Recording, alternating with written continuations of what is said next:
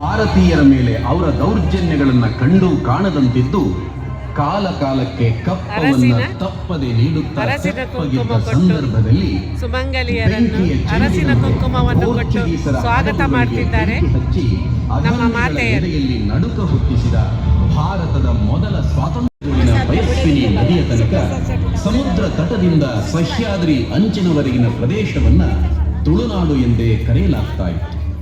ತನ್ನದೇ ಆದ ವೈಶಿಷ್ಟ್ಯಪೂರ್ಣ ರಾಜಕೀಯ ಸಾಂಸ್ಕೃತಿಕ ಪರಂಪರೆಗಳಿದ್ದ ಪ್ರದೇಶ ಈ ತುಳುನಾಡು. ಪುರುಷರು ಮಾತ್ರ ರಾಜ್ಯವಾಳಬೇಕಾದವರು. ಅಕಸ್ಮಾತ್ ಗಂಡು ಸಂತಾನವಿಲ್ಲದಿದ್ದರೆ ಆ ರಾಜ್ಯಕ್ಕೆ ಭವಿಷ್ಯವೇ ಇಲ್ಲ ಅನ್ನುವ ಮಾನಸಿಕತೆಯಲ್ಲಿ ಯುರೋಪಿನಂತಹ ಮುಂದುವರಿದ ದೇಶಗಳಿದ್ದಾಗ ಅಳಿಯ ಸಂತಾನ ಕಟ್ಟಿನ ಸಂಪ್ರದಾಯದಂತೆ ಮತವನ್ನ ಅನುಸರಿಸುವವಳಾಗಿದ್ದರೂ ಧರ್ಮ ಹಿಂಸಾ ತಥೈವಚ ಎನ್ನುತ್ತಾ ರಾಷ್ಟ್ರ ರಕ್ಷಣೆಗಾಗಿ ಕತ್ತಿಯನ್ನು ಹಿಡಿದು ಭಾರತೀಯ ಸಂಸ್ಕೃತಿಯನ್ನ ಮೆರೆದವಳು. ಚೌಟರ ಅರಸು ಮನೆತನದಲ್ಲಿ ಅಬ್ಬಕ್ಕ ಹೆಸರಿನ 4 ಆಳಿದ ದಾಖಲೆಗಳು ಇರುವುದರಿಂದ ಈಕೆಯನ್ನ ಹಿರಿಯ ಅಬ್ಬಕ್ಕಳೆಂದೇ ಇತಿಹಾಸಕಾರರು ಗುರುತಿಸ್ತಾರೆ. ಈಕೆ ಉಳ್ಳಾಲವನ್ನ ಆಳಿದ್ದು 1554ರಿಂದ 1588ರವರೆಗೆ. ಅಬ್ಬಕ್ಕ ಪಟ್ಟಕ್ಕದಲ್ಲಿ ಸುಮಾರು 3 ದಶಕಗಳಿಗೂ ಹೆಚ್ಚು ಕಾಲ ಆ ಪೋರ್ಚುಗೀಸರಿಗೆ ಸಿಂಹ ಸ್ವಪ್ನವಾಗಿ ಕಾಡಿದ್ದ ಆ ವೀರಮಾತೆ ಅಬ್ಬಕ್ಕಳನ್ನ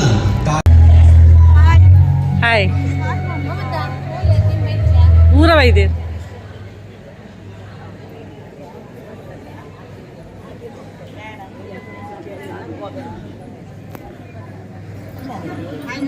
ಹೌದು ಹಾಗೆ ಮಾಡಬೇಕಿತ್ತು.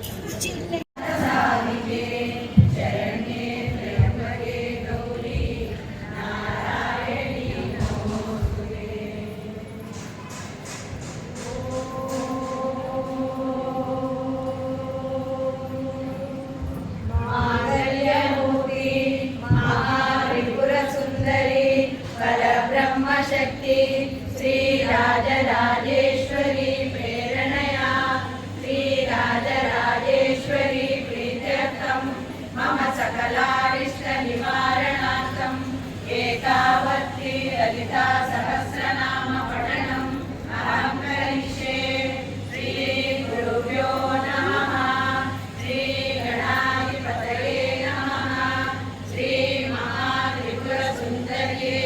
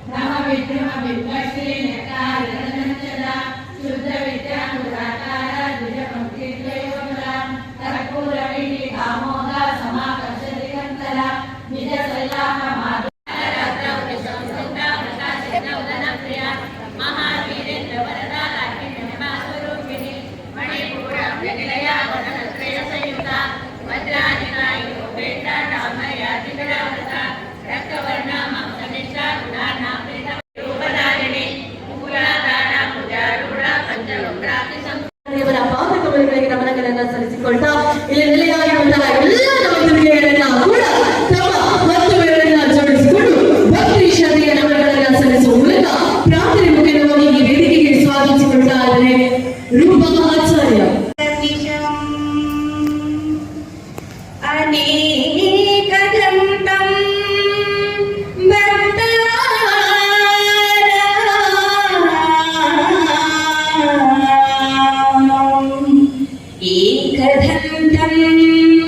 ಸಾಂಸ್ಕೃತಿಕ ನಗರಿ ಉಡುಪಿಯಲ್ಲಿ ಪರ್ಯಾಯ ಶ್ರೀ ಪುತ್ತಿಗೆ ಮಠದ ಆಶ್ರಯದಲ್ಲಿ ಪೂಜ್ಯ ಪುತ್ತಿಗೆ ಮಠದ ಸ್ವಾಮೀಜಿಯವರಾದ ಶ್ರೀ ಶ್ರೀ ಸುಗುಣೇಂದ್ರ ತೀರ್ಥ ಶ್ರೀಪಾದರು, ಅದೇ ರೀತಿ ಕಿರಿಯ ಯತಿಗಳಾದ ಶ್ರೀ ಶ್ರೀ ಸುಶೀಂದ್ರ ತೀರ್ಥ ಶ್ರೀಪಾದರ ದಿವ್ಯಾನುಗ್ರಹದೊಂದಿಗೆ ನಮ್ಮ ಮಾತೃ ಸಂಗಮ ಕಾರ್ಯಕ್ರಮವನ್ನು ಪ್ರಾರಂಭ ಮಾಡ್ತಾ ಇದ್ದೇವೆ. ಉಳ್ಳಾಲದ ಅಪ್ಪಕ್ಕ ದೇವಿಯ ಅನ್ನ ಕೂಡ ಉಲ್ಲೇಖಿಸ್ತಾ ಇದ್ದೇವೆ. ಅಮ್ಮನಂತೆ ಮಮತೆ, ಸಿಂಹದಂತೆ ಧೈರ್ಯ. ಅಪ್ಪಕ್ಕ ದೇವಿಯ ಜೀವನ ನಮಗೆ ಶಕ್ತಿ, ಸ್ಫೂರ್ತಿ ಎಂಬಂತೆ ಆ ಸ್ಫೂರ್ತಿಯ ನಿಲುವನ್ನ ತಂದುಕೊಟ್ಟಂತಹ ಮಾತೃ ಸ್ವರೂಪಿಣಿಯಾಗಿ ಸೇರಿರುವಂತಹ ಎಲ್ಲ ಮಹಿಳೆಯರ ಒಂದು ಚಪ್ಪಾಳೆಯ ಮೂಲಕ ಉಡುಪಿ ದಸರಾ ವೈಭವದ ದಶಮ ಸಂಭ್ರಮದ ಮಾತೃ ಸಂಗಮ ಕಾರ್ಯಕ್ರಮವನ್ನ ಬಹಳ ಹೆಮ್ಮೆಯಿಂದ ಗೌರವದಿಂದ ನಾವೆಲ್ಲರೂ ಕೂಡ ಸಂಭ್ರಮಿಸುವಂತಹ ಈ ಹೊತ್ತಿನ ವೇದಿಕೆಗೆ ನಾವೆಲ್ಲರೂ ಕೂಡ ಸಾಕ್ಷಿಯಾಗ್ತಾ ಇದ್ದೇವೆ. ಅಧ್ಯಾನವನ್ನ ಹೋಗಲ ಆರಂಭ ಆಯ್ತು. ದುರ್ಗೆ ಬರ್ತಾಳೆ ಅಂತ 12 ಗಂಟೆ ಆಗಬೇಕು ಹೆಜ್ಜೆಯ ನಾದ ಕೇಳಲಿಕ್ಕೆ ಆರಂಭ ಆಯ್ತು. ಆ ಕಳ್ಳನಿಗೆ ಇದನ್ನ ನಾನು ನೋಡ್ತೇನೆ, ದುರ್ಗೆಯನ್ನ ನಾನು ಮುತ್ತಾಡ್ತೇನೆ, ದುರ್ಗೆಯ ಕಾಲಿಗೆ ಬಿದ್ದು ಮಾಡಲೆ ಅಂತ ಹೇಳಿಕೊಂಡು ಆತನು ಹೊರದಿಂದ ಕೆಳಗಡೆ ಇಳಿಬೇಕಾಗಿದ್ರೆ ಈ ಕಳ್ಳ ಒಂದು ಕೈಯಲ್ಲಿ ಕಮಲ, ಇನ್ನೊಂದು ಕೈಯಲ್ಲಿ ತ್ರಿಶೂಲವನ್ನ ಹಿಡಿದುಕೊಂಡು ತನ್ನ ಅಭೂತಪೂರ್ವವಾದಂತಹ ಕೇಶರಾಶಿಯನ್ನ ಗದರಿಕೊಂಡು ಮಂದಸ್ಮಿತಳಾಗಿ ಹೆಜ್ಜೆಯ ಮೇಲೆ ಒಂದೊಂದೇ ಹೆಜ್ಜೆಯನ್ನ ಇಡ್ತಾ ಇಡ್ತಾ ಇಡ್ತಾ ಗೆಜ್ಜೆಯ ಸದ್ದನ್ನ ಮಾಡ್ತಾ ಕಳ್ಳನ ಬಳಿ ಬರಬೇಕಾಗಿದ್ದರೆ ಕಳ್ಳನ ಕಣ್ಣು ತುಂಬಿ ಹೋಯಿತು. ಆ ದೇವಿಯನ್ನ ಎದುರುಗಡೆ ನೋಡಬೇಕಾಗಿದ್ರೆ ಆ ಮಗುವಿನ ಸ್ವರೂಪದಲ್ಲಿ ಇದ್ದಂತಹ ಆ ತಾಯಿಯನ್ನ ನೋಡೋಕೆಯ ಪದತಲಗಳಲ್ಲಿ ಬಿದ್ದುಕೊಂಡು ಮಾಡಿದ ಎಲ್ಲ